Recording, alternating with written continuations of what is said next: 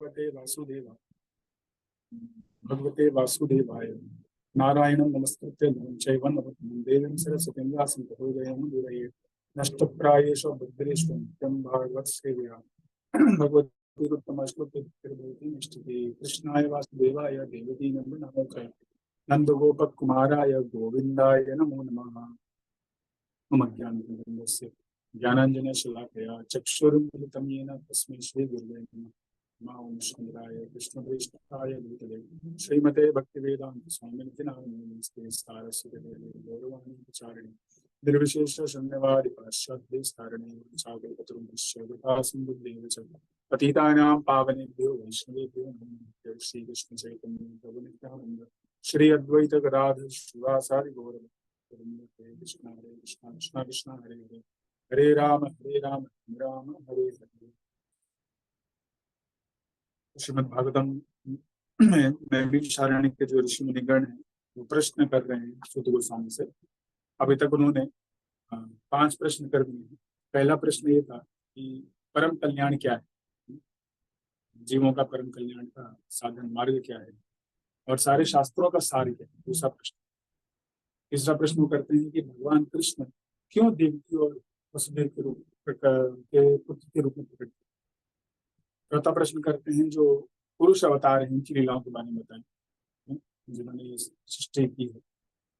और फिर लीला अवतारों के बारे में बोलें, लीला अवतारों की जो साहसिक लीलाएं हैं और जो सबको आकृष्ट करती हैं, कृपया उनके बारे में, उनके विषय में सुन करके हमें तृप्ति नहीं होती, हम और भी सुनना चाहते हैं। आइए आगे देखते हैं क्या कह रहे हैं। बहुत महत्वपूर्ण श्लोक है, 20वां श्लोक लेंगे। प्रथम स्कंद प्रथम अध्याय मुनियों की जिज्ञासा, 20वां श्लोक। कृतवान किल कर्माणि सह रामेण केशवः अतिमर्त्यानि भगवान गूढ़ कपट मानुषः। बहुत प्रसिद्ध श्लोक है श्रीमद् भागवतम का। इसमें बोल रहे हैं व्यास सारे जो ऋषि मुनिगण हैं वो बोल रहे हैं भगवान श्री कृष्ण ने बलराम सहित मनुष्य की भांति क्रीड़ाएं की और इस प्रकार से प्रच्छन्न रह करके उन्होंने अनेक अलौकिक कृत्य किए। गूढ़म कपट मानुष, तो एक मनुष्य रूपी लीलाएं की उन्होंने। मनुष्य के साधारण मनुष्य की तरह दिखने वाले वो थे, लेकिन वो मनुष्य नहीं थे, स्वयं भगवान थे। श्लोक में सह रामेण केशव, बलराम जी और भगवान कृष्ण दोनों की चर्चा हो रही है और दोनों को भगवान कहा जा रहा है कि कैसे भगवान कृष्ण और भगवान बलराम धरती पे आए और उन्होंने मनुष्य रूप में रह करके अनेक लीलाएं की। भगवान श्री कृष्ण ने बलराम सहित मनुष्यों की भांति क्रीड़ाएं की और इस तरह प्रच्छन्न रहकर उन्होंने अलौकिक। तात्पर्य, श्री कृष्ण या भगवान पर मानव विकास तथा पशु विकास के सिद्धांत लागू नहीं होते। अतः विशेष रूप से भारत में इस सिद्धांत का बोलबाला है कि तपस्या तथा आत्मसंयम के बल पर मनुष्य ईश्वर बन जाता है। चूंकि भगवान राम कृष्ण तथा भगवान चैतन्य महाप्रभु को प्रमाणभूत शास्त्रों में बताए गए संकेतों के आधार पर ऋषियों तथा मुनियों ने भगवान के रूप में पहचाना था, अतएव अनेक धूर्त व्यक्तियों ने अपने खुद के अवतारों की सृष्टि कर ली। अब तो भगवान के अवतार का गढ़ा जाना विशेष रूप से बंगाल में सामान्य व्यापार बन चुका है। कोई भी लोकप्रिय व्यक्ति कुछ योग शक्तियां दिखलाकर तथा बाजीगरी के कुछ करतब दिखलाकर लोकमत प्रस्ताव द्वारा भगवान का अवतार बन जाता है। भगवान श्री कृष्ण इस प्रकार के अवतार न थे। वे अपने आविर्भाव काल से ही वास्तविक रूप से भगवान थे। वे अपने तथाकथित माता के समक्ष चतुर्भुज विष्णु रूप में प्रकट हुए थे और फिर अपनी माता के अनुरूप पर बालक रूप में परिणत हो गए। वे तुरंत ही अपनी इस माता को छोड़कर गोकुल में अपने एक और भक्त के यहाँ चले गए, जहां उन्हें नंद महाराज तथा यशोदा माता ने अपने पुत्र के रूप में स्वीकार किया। इसी प्रकार श्री बलराम जी, जो भगवान कृष्ण के पूरक हैं, श्री वसुदेव की अन्य पत्नी से उत्पन्न बालक समझे जाते हैं। तो यहाँ पे बता रहे हैं कैसे जो पशु विकास या मानव विकास के सिद्धांत होते हैं वो भगवान पे लागू नहीं होते। इसमें कहा जाता है कि कोई तपस्या करके बहुत आगे बढ़ जाता है, आत्मबल से आगे बढ़ जाता है। तो सब लोग यही भ्रांति में रहते हैं अधिकतर की जैसे हम तपस्या करके कुछ कार्य करके पुरुषार्थ करके बड़े व्यक्ति बन जाते हैं, वैसे ही भगवान भी एक बड़े एक असाधारण मनुष्य हैं। उनमें कुछ विशेष शक्तियां थी, विशेष गुण थे, राम के रूप में, कृष्ण के रूप में, बलराम के रूप में, हाँ, नरसिंह के रूप में। और हम भी वैसा कर सकते। तो एक साधारण मनुष्य जो है वह भी भगवान बन सकता है, ऐसा सोचते हैं, लेकिन ऐसा सही नहीं। हाँ, भगवान मनुष्यों से कई गुना परे हैं। हाँ, वह सारी सृष्टि को कंट्रोल करते हैं। हमको अगर एक घर, एक क्या कहते हैं, शहर नियंत्रण करना हो तो बहुत मुश्किल हो जाता है। उसके लिए पुलिस लगती है, उसके लिए पूरा सिस्टम लगता है। कोई पानी को देख रहा है, कोई ट्रांसपोर्ट को देख रहा है, कोई नियम कानून पालन हो रहा है कि वो नहीं देख रहा है। ठीक है, अनेकों अनेक लोग मिल करके आते हैं और अपनी अपनी सेवाएं देते हैं, तब जा करके हम एक गांव या एक शहर हम मेंटेन कर पाते हैं, चला पाते हैं। अब देख सकते हैं कि हमारा जो संविधान है उसमें कई सारे नियम कानून दिए गए हैं। हाँ, प्रधानमंत्री को क्या करना है, राष्ट्रपति को क्या करना है, हाँ, जो लोकसभा राज्यसभा, इस सबका नियम कानून दिया हुआ है। और फिर भी बहुत सारी उथल पुथल होते रहते हैं। लेकिन ये पूरा जो ब्रह्मांड है, आप देख सकते हैं, ये एक निश्चित दिशा में जा रहा है। सूरज उगता है, उस समय रहता है, फिर डूब जाता है, फिर अगले दिन आता है। सारे जो मौसम है एक के बाद एक आते हैं। अब भले थोड़ा क्योंकि बहुत सारे पाप हो रहे हैं तो बहुत उथल पुथल हो गया है, लेकिन एक नियम कानून के साथ चल रहा है। कुछ भी ऐसा नहीं है कि अपने आप हो रहा है, उसके पीछे भगवान की शक्तियां, भगवान के जो भक्त हैं देवता के रूप में कार्य कर रहे हैं। तो वही साक्षात भगवान जब पृथ्वी पर आते हैं तो एक मनुष्य के रूप में आते हैं, ताकि वह हम सबको आकर्षित कर सके। वह दूसरे जो योनियां हैं उसमें भी जाते हैं। हाँ, जैसे मत्स्य अवतार लेते हैं, हाँ, और मछलियों के बीच रहते हैं। कच्छप अवतार लेते हैं, कुर्मा अवतार लेते हैं, हाँ, और वराह अवतार लेते हैं। तो अनेक अनेक उनके अवतार हैं, असंख्य अवतार हैं, और हर एक योनि में एक तरह से उनके अवतार हुए हैं। उसमें वो जाकर के उन योनियों के व्यक्तियों को, जीवों को आकर्षित करते हैं। तो यहाँ पे जो मनुष्य रूपी लीलाएं की हैं, उससे वो हम मनुष्यों को आकर्षित करना चाह रहे हैं। तो इसके द्वारा क्या होगा कि हम जो भौतिक बंधन में बंधे हैं, सिर्फ भौतिक जो चिंतन है, उससे निकल पाएंगे। जितना ये जो सभ्यता है, आपकी भौतिक सभ्यता है, बॉलीवुड, हॉलीवुड और पूरा जो औद्योगिक प्रगति के पीछे लोग पागल हुए हैं, वो सबका सब अ, हमको फंसाने के लिए माया का ही एक क्रिएशन है, माया का एक सृष्टि है, जिससे कि जीव जो अपना बहुमूल्य मनुष्य समय जो है, मनुष्य जीवन का जो समय है, वो व्यर्थ कर देता है और फिर से जन्म देता है। तो 84 लाख योनियों में जाने के बाद अब हमको मौका मिला है कि हम इस जन्म मृत्यु के चक्र से निकल करके हम भगवान के धाम जा सकते हैं। इसीलिए भगवान आते हैं, बार बार अपनी लीलाएं करते हैं, अपने भक्तों को भेजते हैं, प्रचार करते हैं, ताकि हम जो असाधारण जीव हैं उनको एक क्या कहते हैं, बाहर निकलने का मौका मिल सके। फिर आगे बता रहे हैं कि भगवान अपने शुद्ध भक्तों के रक्षक हैं। यद्यपि ईश्वर सबों पर संभाल रखते हैं, तो भी वो अपने भक्तों पर विशेष कृपालु रहते हैं। हम्म, तो भगवान का यह बहुत ही, उनको भक्त वत्सल कहा गया है कि वो भगवान अपने भक्तों को बहुत प्रेम करते हैं और उनको बचाने के लिए, उनको प्रेरित करने के लिए कुछ भी कर सकते हैं। और ये ब्रह्मांड का विनाश कर सकते हैं अपने एक भक्त को बचाने के लिए। ये उनके पास शक्ति है। जब प्रहलाद को हिरण्यकश्यप को मारने के लिए था, तो भगवान स्वयं प्रकट हो गए। सत्यम विधातुम निज वृत्त भाषितुम व्याप्तिम च भूतेषु अखिलेषु चात्मनि अदृश्यता तद्भुत रूप उद्वहन स्तंभे सभायाम न मृगम न मानुषम। तो इतने ज्यादा वह उत्कंठित थे अपने भक्त को बचाने के लिए कि नया अवतार ले लिया उन्होंने, न मृगम न मानुषम। हाँ, इतना कि माता लक्ष्मी जो उनकी अर्धांगिनी है, वो भी बोली, अरे ये कौन व्यक्ति, भाई मैंने जाना नहीं, ऐसे तो मैंने अपने पति को देखा नहीं शुरू की। वो तो लीला शक्ति है, उसके कारण वो बोल गई। सत्यम विधातुम, बस अपने भक्त की बात को सिद्ध करने के लिए। क्योंकि हिरण्यकशिपु ने पूछा प्रहलाद से कि तुम इतने छोटे बालक हो, तुम इतना दंड हो गए हो, तुम्हें इतनी शक्ति कहाँ से मिल रही है? मैंने तुमको सांप के बिल में डाला मारने के लिए, अग्नि में डाला, हाँ, हाथी के पैरों के नीचे कुचलने का प्रयास किया, समुद्र में फेंकने का प्रयास किया, ऊंचे पहाड़ से फेंका। हाँ, इतना सारा सब कुछ किया मैंने, फिर भी तुम हाँ अपना हट नहीं छोड़ रहे हो, विष्णु भक्ति नहीं छोड़ रहे हो, कहाँ से तुम्हें शक्ति मिल गई? तो प्रहलाद महाराज बोलते हैं कि वहीं से जहाँ आपको मिल रही है। बोले गुस्सा हो गया, कहाँ से? बोले भगवान विष्णु से। अच्छा, विष्णु से? विष्णु है कहाँ? विष्णु सर्वत्र है, अत्र तत्र यत्र सर्वत्र।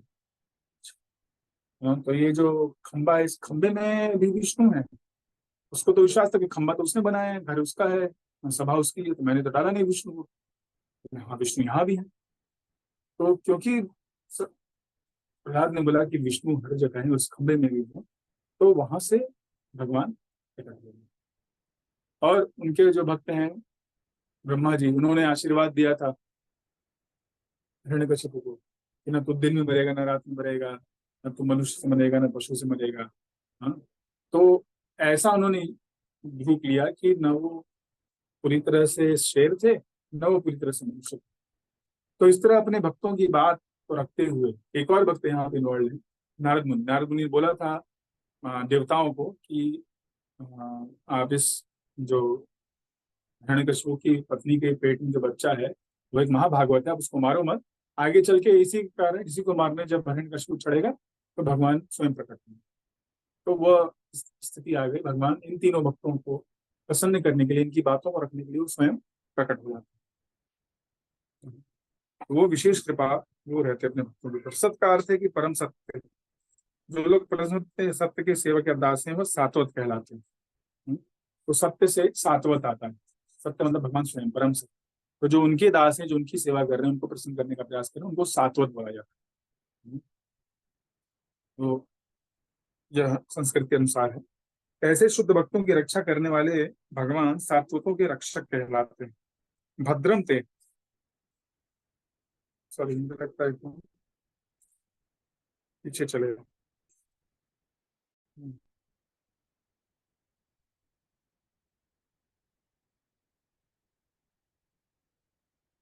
श्री कृष्ण के विषय में बोल रहे हैं कि भगवान जो मानव विकास तथा पशु विकास के सिद्धांत पे लागू होंगे। आजकल विशेष रूप से भारत में इस सिद्धांत का बोलबाला है कि तपस्या तथा राम से मनुष्य ईश्वर बन जाता है। क्योंकि भगवान राम, भगवान कृष्ण, भगवान चैतन्य महाप्रभु को प्रमाणभूत शास्त्रों में बताए गए संकेतों के आधार पर ऋषियों तथा मुनियों ने भगवान के रूप में पहचाना था। अतएव अनेक धूर्तवतियों ने खुद को खुद के अवतारों की सृष्टि कर ली। तो कई लोग जानते हैं कि भगवान राम, भगवान कृष्ण, भगवान नरसिंह ये आए हैं और इनको लोग भगवान के रूप मानते हैं। तो स्वयं को भी बोलते हैं मैं भी भगवान, मैं ही राम का अवतार हूँ। हाँ, एक पति पत्नी और उनका भाई जो है सीता राम लक्ष्मण के रूप में घूमते रहते हैं। कोई कल्कि बन जाता है, हाँ, कोई नारायण बन जाता है, कोई महाविष्णु का अवतार अपने आप को बोलता है। कुछ शक्तियां उनमें होती हैं, कुछ वो जादू टोना करके, तपस्या करके कुछ शक्तियां अर्जित कर लेते हैं। और आजकल लोग क्या है, नमस्कार कर देते हैं, चमत्कार देखते हैं नमस्कार करने लगते हैं। तो इस कारण क्या होता है, जो आम जनता है वह असली भगवान के पास न जा करके एक नकली भगवान, नकली जो लोग हैं उनके चंगुल में फंस जाते हैं। अब तो भगवान के अवतार का गढ़ा जाना विशेष रूप से बंगाल में सामान्य व्यापार बन चुका है। कोई भी लोकप्रिय व्यक्ति कुछ योग शक्तियां दिखलाकर तथा बाजीगरी के कुछ कर्तव्य दिखलाकर लोकप्रिय मत प्रस्ताव तथा भगवान के अवतार बन जाता है। तो किसी को भी भगवान कहलाना है तो बस आप थोड़ा सा जनता को अपनी तरफ कर लीजिए, कुछ लोगों को खड़ा कर दीजिए जो कि आपका गुणगान करते रहेंगे। वो आएंगे सभा में, उनका कुछ रोग होगा और ये बाबा जो है भभूत दे देंगे, कुछ छू देंगे, कुछ बोल देंगे और वो चलने लगेगा और उछलने लगेगा। तो ये सभी धर्मों में है। तो ऐसे भगवान बन जाना, अवतार बन जाना आजकल बहुत साधारण हो गया। लेकिन असली जो अवतार है उन्होंने क्या किया, अब सुनते हैं। भगवान श्री कृष्ण इस प्रकार के अवतार न थे।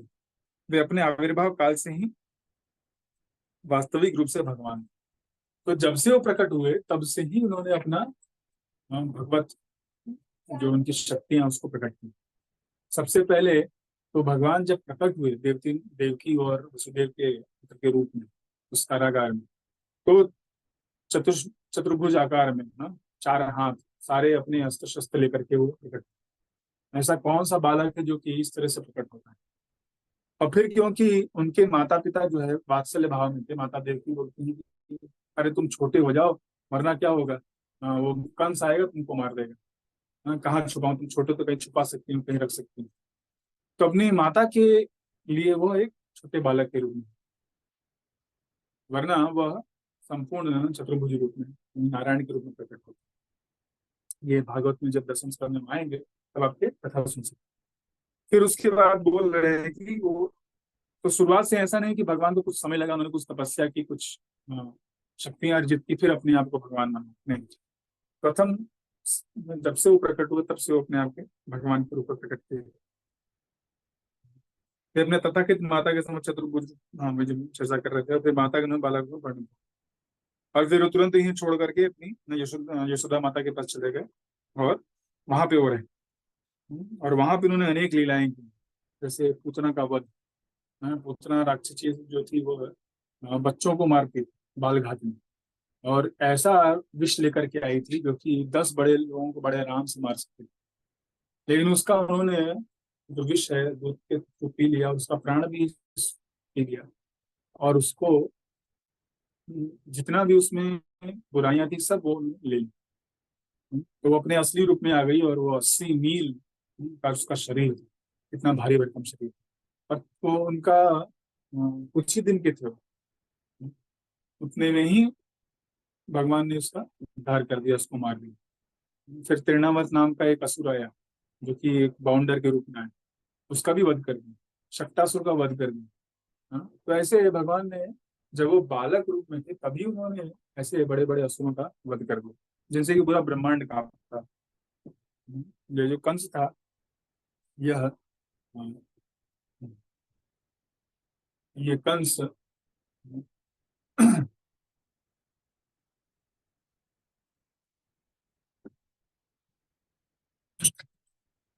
कंस पूरे ब्रह्मांड में गया, और जितने भी ये सब असुर थे उनको साधुत करके उसने अपने वश में कर लिया। बकासुर, अघासुर, पूतना, तृणावर्त, शक्टासुर, ये सब के सब जो थे, यह कंस ने अपने कंट्रोल में कर लिया और उसके दास बन गए। तो इसलिए बाद में यह, जब भगवान कृष्ण को मारने के लिए भेजता था तो ये सब जाते थे। तो इन सभी को भगवान ने एक एक करके मार डाला, और बाद में स्वयं अंतकंस को भी मार डाला।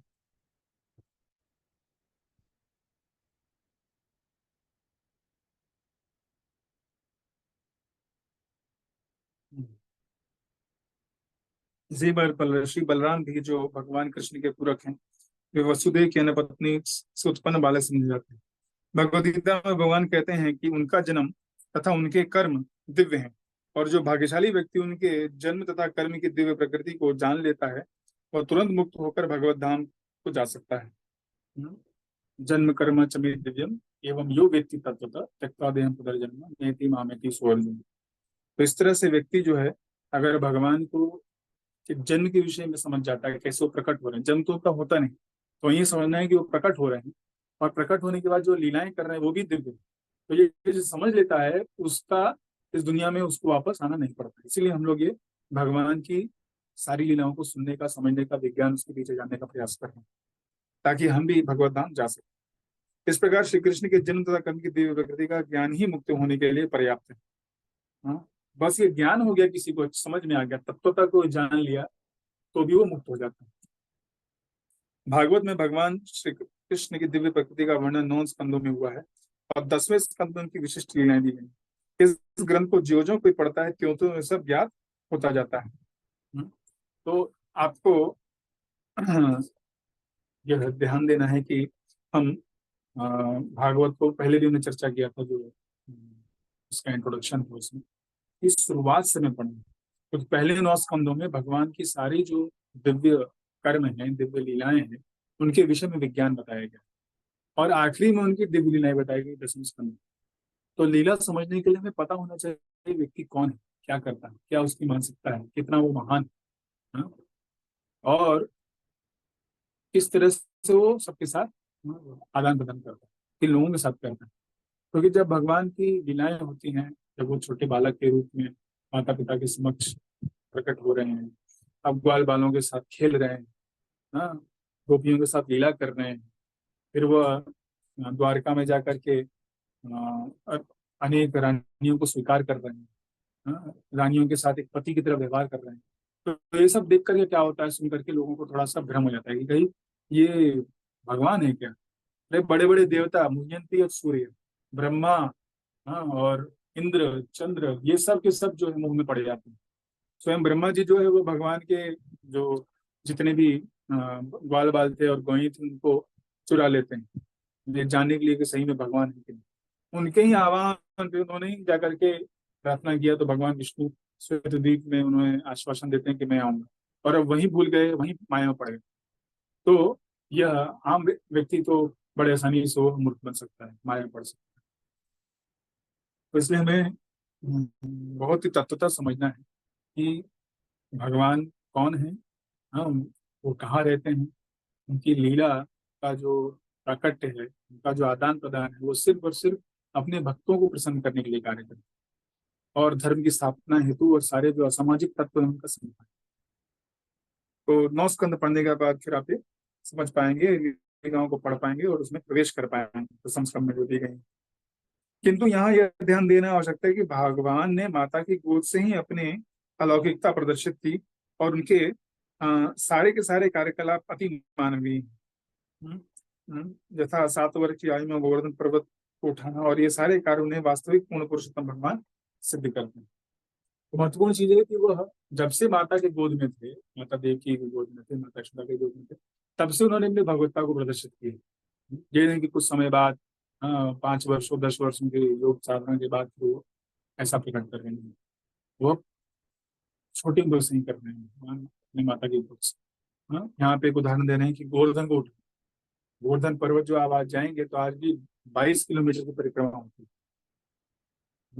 और गोवर्धन जो है प्रतिदिन एक सरसों का जितना वो साइज होता है उतना जमीन में और धंसता जा रहा है। तो 5,000 साल पहले गोवर्धन और भी बड़ा था, विशाल। तो इतने बड़े गोवर्धन को उन्होंने उठाया और अपनी कानी उंगली पर 7 दिन 7 रात रखा। हमको अगर एक क्या कहते हैं टेबल भी अगर उठाना हो तो नहीं उठा पाएंगे, कोई अगर उठा के मान लीजिए रखना रख दिए तब भी हम बैलेंस नहीं कर पाएंगे। और भगवान ने इतना बड़ा पहाड़ जो है उसको बैलेंस करके रखा, और वो भी अपनी सबसे कमजोर एक तरह कानी उंगली जो होती है लेफ्ट हैंड का, वह सबसे कमजोर होता है, उसके ऊपर भगवान ने पूरा उठा के रखा। कालियानाग का कालियानाग था वो सांप, बहुत जहरीला था, उसके 1,000 फन, उन सारे फनों पे वो नृत्य कर रहे थे। सांप से लोग वैसे भी लोग डरते हैं, और जो पानी में रहने वाला सांप है उससे तो और भी ज्यादा, वो फिसलता है बहुत, लेकिन भगवान उसके ऊपर इतना सुंदर नृत्य करते हैं कि देवता लोग आकर के वाद्य यंत्र लेकर के बजाने लगते हैं, और एक अद्भुत दृश्य उपस्थित हो जाता है। तो सांप से पूरी दुनिया डरती है, और भगवान जो है सांप के ऊपर नाच रहे हैं, एक अनंतनाग है उनके ऊपर विश्राम करते हैं। तो इस तरह जो भगवान की लीलाएं हैं यह सिद्ध करती हैं कि वो आम मनुष्य नहीं, वह कुछ तपस्या करके भगवान नहीं बने, वो भगवान थे, हैं और हमेशा रहेंगे। और जो लोग ये कोशिश करते हैं कि हम भगवान बन जाएं, हम क्या कहते हैं ये जैसे वो लीलाएं कर रहे हैं हम करेंगे, तो उनकी मृत्यु हो जाएगी। अगर उनको कह दिया कि तो भाई पहाड़ उठा के दिखाओ, पहाड़ के नीचे ही वो दब जाएंगे, पहाड़ का भूस्खलन हो जाता है तो पूरा सभ्यता खत्म हो जाती है। तो पहाड़ को क्या उठाओगे आप। इतने पर भी योगा वरण के कारण वे अपने तथाकथित माता पिता तथा अन्य परिजन द्वारा सदैव एक सामान्य मानव शिशु ही समझे जाते हैं। जब भी वो कोई अत्यंत पराक्रमी कार्य करते तो उनके माता पिता उसे अन्य रूप में ग्रहण करते। इस प्रकार वे अपने पुत्र के प्रति अविचल प्रेम से सदा तुष्ट रहते। अतः नैमिषारण्य के ऋषिगण उन्हें मनुष्यवत बताते हैं, लेकिन वास्तव में वे परम शक्तिमान भगवान। तो बाकी लोगों के लिए वो भगवान है, लेकिन जो वो अपने माता पिता हैं, उनके जो अपने भक्त हैं, उनके साथ वो प्रेम में लीला करना चाहते हैं। तो अगर वो भी याद रखेंगे भगवान है, भूल जाएंगे उनका जो संबंध है, तो जिसलिए वो आए हैं संबंधों का ये प्रेम का आदान प्रदान करने, वो नहीं हो पाएगा। तो भगवान चाहते हैं कि ये लोग माता और पिता के रूप में सेवा करें और उससे उनको आनंद मिले, क्योंकि सब लोग जो है भगवान के पास जाकर के मांगते रहते हैं, हमको ये चाहिए, हमको वो चाहिए। हाँ, मेरे बेटे का नौकरी नहीं लग रहा है, बेटी का शादी नहीं हो रहा है, शरीर में दर्द हो रहा है, पड़ोस वाले ने कोर्ट केस कर दिया है। हाँ, 100 चीजें लोग मांगते रहते हैं। भगवान सोचते मैं किसके पास जाके मांगू। हाँ, मैं भी तो, मुझे भी चाहिए कोई व्यक्ति जिसके पास मैं जा करके रहूं, गाऊं और मांगू। हाँ, जो कि मुझे डांटे। हाँ, तो इसलिए वो अपने माता पिता, एक भक्त जो है, शुद्ध भक्त, वो अपने माता पिता के रूप में उनका भाव रहता है, उनकी सेवा करते हैं। तो इसलिए अगर कोई कुछ कार्य करते हैं वो ऐसे अभिमानी एक कार्य, तो सोचते हैं कि अरे ये तो भगवान ने कर दिया, भगवान की बहुत बड़ी कृपा है। कुछ दिन पहले एक व्यक्ति पूछ रहे थे कि हम भगवान राम और कृष्ण को भगवान मानते हैं, तो उनके जो माता पिता हैं वो उनको क्या करते थे, वो किसकी पूजा करते थे? तो भी भगवान की पूजा करते हैं, लेकिन उनको पता नहीं था कि जिस भगवान की पूजा कर रहे हैं वही उनके पुत्र के रूप में उनके आंगन में खेल रहे हैं। जैसे माता यशोदा और नंद महाराज तो नारायण की पूजा करते थे। नंद महाराज के पास नरसिंह देव का विग्रह, तो जब भी कुछ घटना घटती थी और भगवान बच जाते थे, कृष्ण बच जाते थे, तो उससे कि हमने नारायण की भक्ति की। इस कारण नारायण की कृपा है और ये मेरा हमारा पुत्र जो है बच्चा रहा बार बार। तो इस तरह से वह उनके समक्ष जो लीलाएं हो रही हैं, फिर भी योग माया के आवरण के कारण वह नहीं समझ पा रहे। तो महामाया जो हमको ढक देती है, हमारा भगवान के साथ जो संबंध है वो छुपा देती है, और महामाया जो है उसी संबंध, भगवान के संबंध को उनके शुद्ध भक्तों के साथ मेंटेन करने के लिए उनको भी आवरण कर दे, ताकि वह उनको जो संबंध है, जो एक पुत्र के रूप में है या एक मित्र के रूप में है या एक प्रेमी के रूप में है, उस तरह वो प्रेम करते हैं। वरना जो प्रेम का आदान प्रदान है उसमें बहुत जो मुश्किल हो जाएगी, वो एक बनना हो जाता है, उसमें एक रुकावट हो जाती है। अतः नैमिषारण्य के ऋषिगणों ने मनुष्य अवतार, इसलिए वो यहाँ पे क्या है, भगवान को कपट, गूढ़म कपट मानुष, हाँ, एक कपट मानुष, कपट मतलब कि वो जो कि अंदर कुछ और बाहर कुछ और, वैसे तो अंदर है तो भगवान, लेकिन बाहर से क्या प्रकट कर रहे हैं, मैं एक मनुष्य हूँ। और इस कारण जो है आम जनता जो है वह भ्रमित हो जाती है। तो भ्रम से अगर निकलना है तो हमें सारे गीता और श्रीमद् भागवतम के प्रथम 9 स्कंध में उसको धीमे धीमे पढ़ना है, समझने का प्रयास करना, और बार बार सुनने से फिर वो हमारे संस्कार बन जाएंगे और हम पूरी तरह से भगवान को तत्व तक समझ पाएंगे। और फिर जब दसम स्कंद की लीलाएं हम सुनेंगे तो हमें आनंद मिलेगा। हाँ, हम भी एक पर्टिकुलर संबंध के साथ भगवान को देख पाएंगे। यहाँ पे वो गूढ़म कपट मानुष बोल,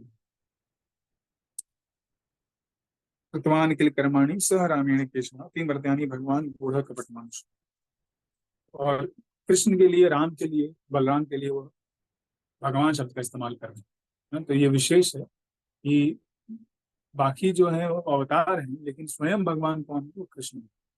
आगे चल के तीसरे अध्याय में भी सारे अवतारों का परस नाम लेते हैं, तो जब उसमें कृष्ण और बलराम की बात आती है तो वहां भी भगवान शब्द का इस्तेमाल करते हैं, बाकी किसी के लिए भगवान का शब्द का इस्तेमाल नहीं कर रहे हैं। और फिर आखिरी में बोलते हैं कि एते चाम सकला पुरुषा कृष्णस्तु भगवान स्वयं, कृष्ण जो है स्वयं भगवान, और बाकी जो अवतार है वो उनसे आए। तो आदि स्रोत जो है स्वयं भगवान श्री कृष्ण। भागवत में यह स्थापित किया गया है कि कैसे कृष्ण ही स्वयं भगवान है और कृष्ण से बाकी अवतार हैं।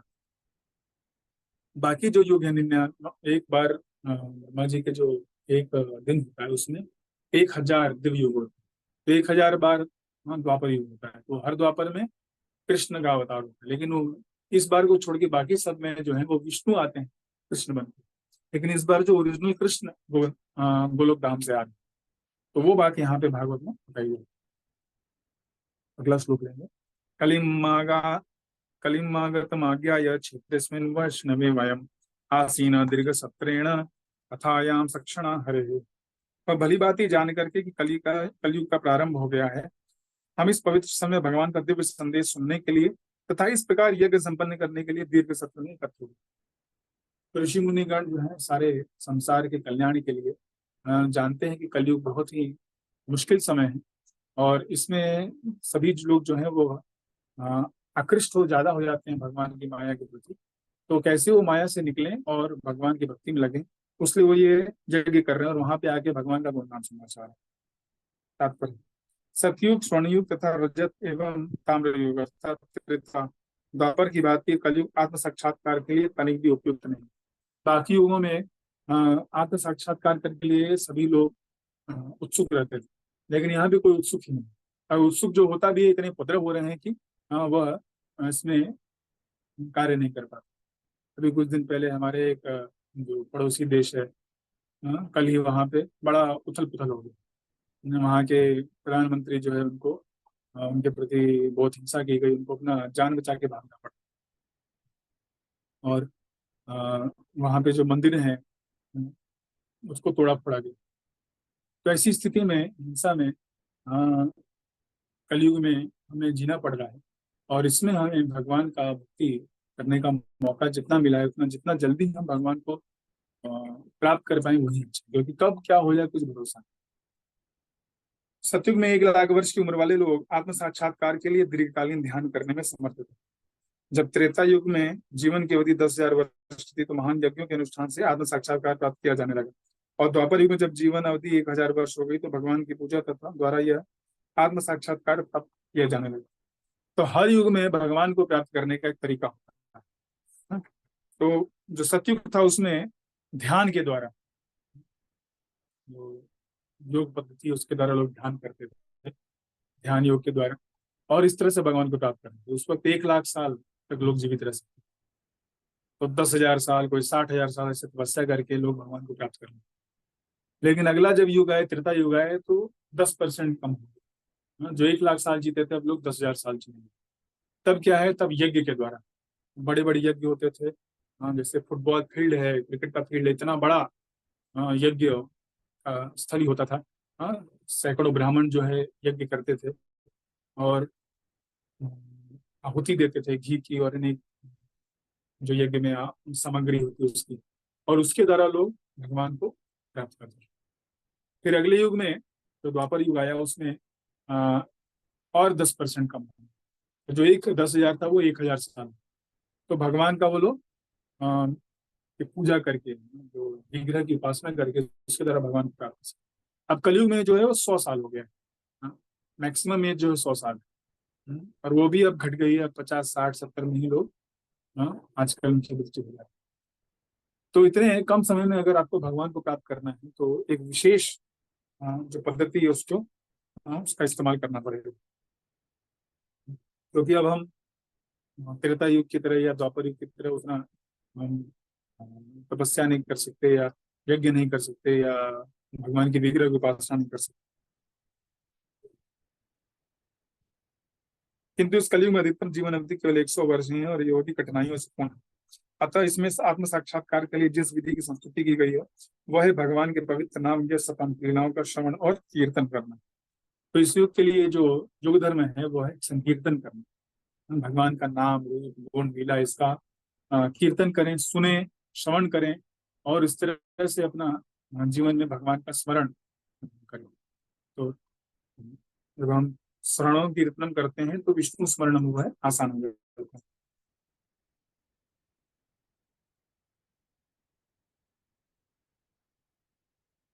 नैमिषारण्य के ऋषियों ने यह विधि ऐसे स्थान पर प्रारंभ की जो भगवत भक्तों के लिए था। उन्होंने 1,000 वर्ष की दीर्घ अवधि तक के भगवान की लीलाएं सुनने के लिए अपने आप को तैयार की। तो 1,000 वर्ष तक वो भगवान के विषय में सुनना चाहते थे, क्योंकि यह जो यज्ञ था यह द्वापर युग के अंत में हो रहा था। तो ये जो ऋषि मुनिगण थे उनको 1,000 वर्ष तक वो जीवित रहने के पास शक्ति थी। तो इसलिए वह पूरा 1,000 वर्ष जो है भगवान का भले ही यज्ञ कर रहे थे, लेकिन वो प्रमुख चीज था कि वो कलयुग का शुरुआत एक तरह से हो गया। तो इसलिए वो श्रवणम कीर्तन के द्वारा ये अपने जीवन को सार्थक बनाना चाह रहे थे और सबको ये दिखाना चाह रहे थे कि भाई आप भी ये कार्य कर सकते हो। उनके प्रश्नों के कारण ही इतने सारे पुराण लिखे गए, आखिर में भागवत पुराण लिखा गया। उनमें सब में भगवान की लीलाएं, दिव्य लीलाओं का वर्णन, उन सबको हम सुन करके, पढ़ करके, बोल करके हम बड़े आसानी से इस युग में भगवान को प्राप्त कर सकते हैं। तो ऋषियों के उदाहरण से हमें सीखना चाहिए कि भागवत का नियमित श्रवण तथा कीर्तन ही आत्म साक्षात्कार का एकमात्र साधन है। अन्य सारे प्रयास समय का अपव्यय मात्र है, क्योंकि इनसे कोई लाभ पर परिणाम नहीं निकलता। तो बाकी अगर आप कुछ करना चाहते हैं, लोग योग साधना में करना चाहते हैं, लोग यज्ञ करना चाहते हैं, बड़ा बड़ा यज्ञ करते हैं, लेकिन उसके द्वारा हम प्राप्त नहीं कर पाएंगे, क्योंकि उतना आपको अगर सही में तपस्या करनी है, योग साधना करनी है, तो आपको जंगल में जाना पड़ेगा। हाँ, और हजारों साल का तपस्या करना पड़ेगा। तो उतना तो समय नहीं है आपके पास, तो समय सिर्फ मात्र 100 साल है, उसमें भी 20-30 साल जो है वह निकल जाते हैं खेल कूद में, बड़े होने में, समय में।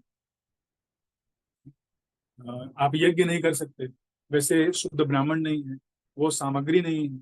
हाँ, हर चीज में मिलावट है, घी लेने जाएंगे तो घी नहीं, कुछ और है। हाँ, तो इसलिए बहुत आसान तरीका जो है वो दिया जा रहा है कि श्रवणम कीर्तन, भगवान के विषय में बोलिए, सुनिए, नाम जप करिए, और इसके द्वारा भगवान को प्राप्त कर सकते हैं। यही कलयुग में एकमात्र साधन है, इनसे बाकी साधनों से कोई भी लाभप्रद परिणाम नहीं निकलता है। शास्त्र में श्लोक आता है कि हरेर नाम हरेर नाम हरेर नाम एव केवलम, कलौ नास्ते व नास्ते व नास्ते व गतिर्न। हरेर नाम हरेर नाम 3 बार बताया गया कि सिर्फ भगवान हरि का नाम, भगवान हरि नाम, भगवान हरि का नाम, इसी के द्वारा आपका उद्धार हो सकता है इसके लिए, और किसी के द्वारा नहीं, और किसी के द्वारा नहीं, और किसी के द्वारा। तो 3 बार ना बोलने का मतलब क्या है कि आपका कर्मयोग से नहीं हो सकता, ज्ञान योग से नहीं होता, अष्टांग योग से नहीं हो सकता। इन सभी योगों के द्वारा आपका सिद्धि नहीं है, मात्र भक्ति योग, और वो भी भगवान का नाम संकीर्तन सबसे प्रमुख, वो आप करें। भगवान श्री चैतन्य महाप्रभु ने भागवत धर्म की इस पद्धति का उपदेश किया, और यह भी बतलाया कि भारत भूमि में जन्म लेने वालों का यह दायित्व है कि वे श्री कृष्ण के संदेशों का, प्रमुख रूप से भगवत गीता के संदेश का प्रचार प्रसार करें। जब कोई भगवत गीता की शिक्षाओं को ठीक से समझ जाए, उसे चाहिए कि आत्म साक्षात्कार के लिए अधिक प्रकाश प्राप्त करने हेतु श्रीमद् भागवत का अध्ययन करे। तो चैतन्य महाप्रभु बोलते हैं कि भारत भूमि का मनुष्य जन्मगार, जन्म सार्थक करो करो फिर। जो भी भारत भूमि में जन्म लिए हैं, अपना जन्म आप साक्ष उसको करिए, उसको सिद्ध करिए, उसको अपने आप को शुद्ध करिए, और दूसरे लोग को जाके बताइए, परोपकार करिए। तो इसलिए हम ये भागवत को, गीता को समझना बहुत जरूरी है, ताकि हम दूसरों को भी मदद करें। बाकी हम अगर कुछ देना चाहें, वो भौतिक स्तर पर रहेंगे। हाँ, लोग खाना खिलाते हैं, लोग पानी देते हैं, लोग कपड़े बांटते हैं, लोग विद्यालय या अस्पताल बनाते हैं, ठीक है, लेकिन वो कब तक? सिर्फ एक जीवन में मदद कर सकता है व्यक्ति, और वो भी कुछ समय के लिए। कितने लोगों को आप खाना खिलाइए? पूरे विश्व में इतने सारे भूखे लोग। तो हम भी प्रसाद वितरित करते हैं, हम भी, हमारा भी हॉस्पिटल्स है, हमारे भी, हमने गुरुकुल खोला है बच्चों के शिक्षा हेतु। लेकिन प्रमुख चीज क्या है? हम भगवान की भक्ति देना चाहते हैं, शास्त्रों को निश्चित बताना चाहते हैं, ताकि वो सुन के प्रमुख जो गीता है और भागवत, वह अगर व्यक्ति समझ जान ले, तो उसका जीवन का उद्धार है। और वो दूसरे किसी व्यक्ति के जिस संपर्क में आएगा, अपने परिवार वालों को, अपने घर वालों को, जहाँ रहता है, वहां वो भगवान के विषय में कीर्तन करके उनको बता सकते हैं। क्योंकि हम कितने लोग को प्रचार कर सकते हैं, हम कितने लोग समझ, हमारी शक्ति जो है लिमिटेड। प्रभुपाद जी बोले कि मुझको 10,000 गुरु चाहिए। इतने सारे जीव हैं, बहुत सारे लोग को पता भी नहीं भगवान के बारे में अभी तक। तो हर व्यक्ति का यह जो भगवान के भक्ति में आया है, यह कर्तव्य है कि आप उसको स्वीकार करके अपने जीवन को शुद्ध करें, सार्थक करें, और दूसरे लोग को दें, परोपकार करें। परोपकार जो नहीं करता है, उसके ऊपर कहा जाता है भागवत में कि जो पेड़ है वो भी हंसते हैं। हाँ, पेड़ जो है वो लोगों को छाया देता है, हाँ, फल देता है, फूल देता है, लकड़ी देता है। हाँ, इतने उसका पूरा जीवन ही दूसरों के लिए। तो हम तो मनुष्य हैं, हमें कितना दूसरों की सेवा करनी चाहिए। तो यहाँ पर गोपाल जी बोल रहे हैं कि चैतन्य महाप्रभु ने भागवत धर्म का, इसी पद्धति का, श्रवण कीर्तन का उपदेश किया है, और सभी भारत में जन्मे लोगों को आ, यह आदेश दिया है, दायित्व दिया है कि हम भगवान कृष्ण के संदेशों को समझें, और उसका प्रचार प्रसार करें। भगवत गीता, श्रीमद् भागवतम को समझें। और भगवत गीता जो है ABCD है, वो भगवान के विषय में जो तत्व ज्ञान है, वो शुरुआती तत्व ज्ञान दिया गया है। और फिर उसके आगे की चीज जो ग्रेजुएट स्टडी जो है, वह अधिक प्रकाश प्राप्त करने के लिए, अध्यात्म साक्षात्कार के लिए हमें भागवत का अध्ययन करना चाहिए। तो इस तरह से जब हम अध्ययन करेंगे और प्रचार प्रसार करेंगे, तो पूरे विश्व में असली शांति आएगी। अभी हर जगह जो है यह तृतीय विश्व युद्ध की आशंका हो रही है, इसराइल और ईरान के बीच युद्ध होने का आशंका है। भारत पाकिस्तान चीन बॉर्डर पर कुछ न कुछ तो होता ही रहता है। अभी बांग्लादेश में उथल पुथल हो गया। हम्म, तो कब कहाँ क्या होगा हमें भरोसा नहीं। तो इस युग में एकमात्र तरीका है कि आप भगवान का श्रवण करें, कीर्तन करें और इसका प्रचार प्रसार करें। हाँ, ताकि लोग जो है वो समझें हमारा मनुष्य जीवन कितना महत्वपूर्ण है, और यह सिर्फ और सिर्फ भगवान की सेवा के लिए निमित्त है। हरे कृष्ण। तो हमने आज देखा कैसे भगवान कृष्ण और भगवान श्री बलराम प्रकट हुए हैं गूढ़म कपट मानुष में, एक मनुष्य के रूप में लीलाएं करते हैं, जिससे कि आम जनता जो है वो एक तरह से भ्रमित हो जाती है। लेकिन जो भक्त भागवत को सुनते हैं, गीता को सुनते हैं, समझते हैं, वो जानते हैं कि भगवान हमेशा भगवान है। उन्होंने लीलाएं जो है अपने जब से वो प्रकट हुए अपनी माता की गोद से लेकर के सारी अद्भुत लीलाएं की। और इसलिए हम समझ सकते हैं कि वो आम व्यक्ति नहीं, वो स्वयं है। और ये भगवान के विषय में सुन करके हमें दूसरों को बताना चाहिए, क्योंकि इस कलयुग का प्रारंभ हो चुका है। इस कलयुग में एकमात्र तरीका है संकीर्तन। हम भगवान के नाम रूप गुण लीला का संकीर्तन करना और सुनना, इसी के द्वारा हम शुद्ध हो सकते हैं। तो उस छोटे से समय में जो हमें मिला है उसमें भी आधा से ज्यादा व्यतीत हो चुका है, तो जो बाकी समय बचा है वो हमें गंभीरता से लेना चाहिए और भगवान की लीला श्रवण में, कीर्तन में, सेवा में लगना चाहिए। हरे कृष्ण। श्रीमद् भागवतम की जय। श्रील प्रभुपाद की जय। हरे कृष्णा कृष्णा कृष्णा हरे हरे, हरे राम हरे राम। किसी का कुछ प्रश्न है तो पूछ सकते हैं।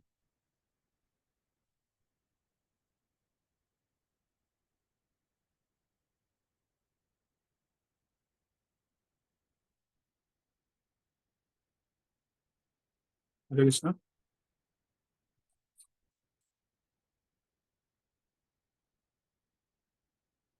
ठीक है, तो समाप्त करते हैं। बहुत बहुत धन्यवाद। हरे कृष्ण। श्रीमद् भागवतम की जय। श्रील प्रभुपाद की जय।